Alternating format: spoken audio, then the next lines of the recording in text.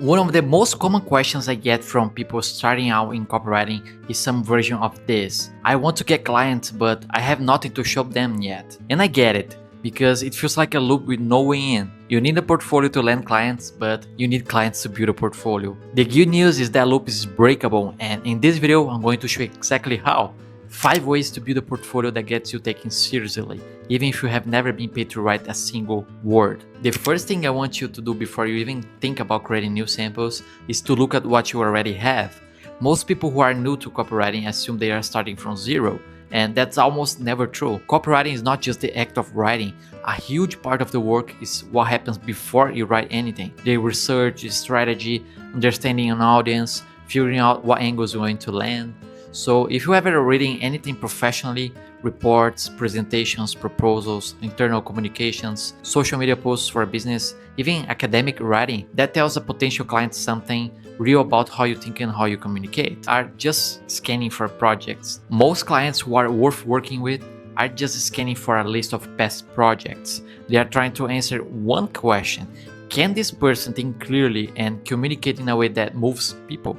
When I started taking on clients, what opened those doors wasn't a long resume. It was showing up with a clear understanding of the audience, a strategic angle on the offer, and copy that was reading for a real human being on the other side of the screen. Those instincts transfer from a lot of different backgrounds, and you have probably been building them longer than you realize. So before you started from scratch, inventory what you already done, and ask yourself what it says about your ability to think and communicate.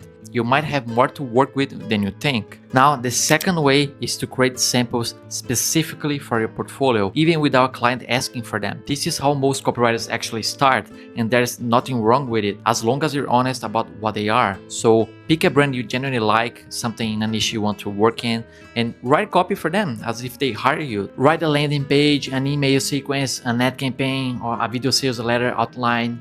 Just make it real, make it specific to their actual offer and audience, and treat it with the same seriousness you would bring to a paid project. So, for example, when I was building my skills early on, 5-6 years ago, I wasn't waiting for clients to give me things to write. I was writing constantly for real brands, for made-up offers, for anything that gave me constraint to work within. That volume of practice is what builds the instinct, and the best pieces from that practice becomes your portfolio. Simple as that. Just be clear when you present them that they're spec pieces, samples you created independently, not campaigns that ran. The secret here is that good clients understand this, and they are looking at the quality of your thinking anyway, not just whether someone paid you to do it. The third way is one that most beginners overlook because it requires a little boldness, but it works better than almost anything else. You can find a company whose copy you think could be improved, rewrite one of their assets without being asked, and send it to them. It could be their homepage, a product page, an email they sent,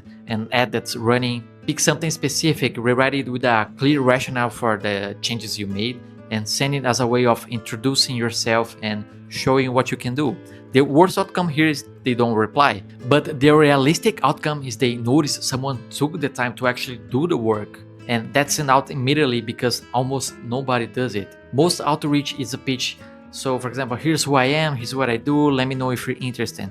Now, showing up with the work already done is a completely different signal. It removes the risk for the client because they can see your thinking before they commit to anything, and it tells them that you're the kind of person who acts instead of just talks. If they hire you, the rewrite goes into your portfolio as real client work, but if they don't, it still goes into your portfolio anyway as a strong sample because it was built around a real brand with a real offer, and that specificity shows. The fourth way is to publish your own writing somewhere public. This doesn't have to be a formal blog, and it doesn't have to be about copywriting specifically. What it does is give potential clients a place to read your words and get a feel for how you think, how you structure ideas, and what your voice sounds like. A lot of people underestimate how much this matters in the early stages because when a client can't verify your experience through a track record, your writing itself becomes the evidence. That's the secret. A well-written article, a series of LinkedIn posts that shows real insight, a newsletter, any of these create a body of public work that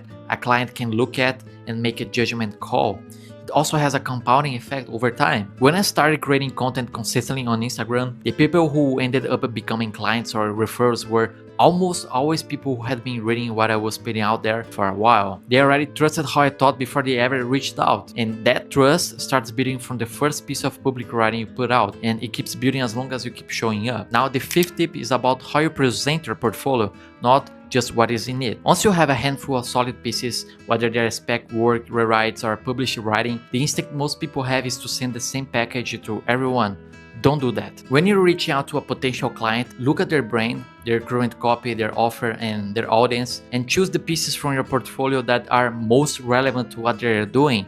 If they're in the wellness space, lead with anything you have that's closest to the world. If they sell high-ticket programs, show them something that demonstrates you understanding long-form persuasion. Then write a short note that explains why you chose those specific pieces and what you were trying to accomplish with each one. This does two things. It shows that you actually paid attention to their business instead of blasting a generic package to 100 people. And it gives you a chance to narrate your thinking, which is often more revealing than the copy itself. You need to think that clients aren't just hiring words, they are hiring someone who can think strategically about their business and make their good decisions under pressure. The way you present yourself tells them as much about that as anything in your portfolio does. So keep the format simple and easy to access. A clean Google Drive folder or a simple portfolio page works fine. Don't make them download attachments or request access just to see what you sent, and be straightforward about where you at. If the pieces are samples, say they're samples. If it's a rewrite you did on your own initiative, say that. Clients who are worth working with respect honesty, and a lot of them are actively looking for writers who are early in their career but clearly have the instincts, because those writers are easier to shape around a brand voice and tend to grow with the relationship over time. So to bring it all together, venture the experience you already have, create strong specs, sample pieces for real brands, reach out with unsolicited rewrites that show your thinking, publish your writing somewhere people can find it, and when you send your portfolio, please personalize it to the specific client you're trying to work with. None of these require a single paying client to get started. You can start literally now after this video. What they require is that you take the work seriously from day one, because the portfolio built in the beginning isn't just something you show to the clients. It's proof yourself that you can actually do this. What they require is that you take the work seriously from day one, because the portfolio built in the beginning isn't just something you show to clients. It's proof to yourself that you can actually do this. And if you want to keep going deeper on how to build a real career in copywriting and marketing, subscribe and stick around. I'll see you in the next one.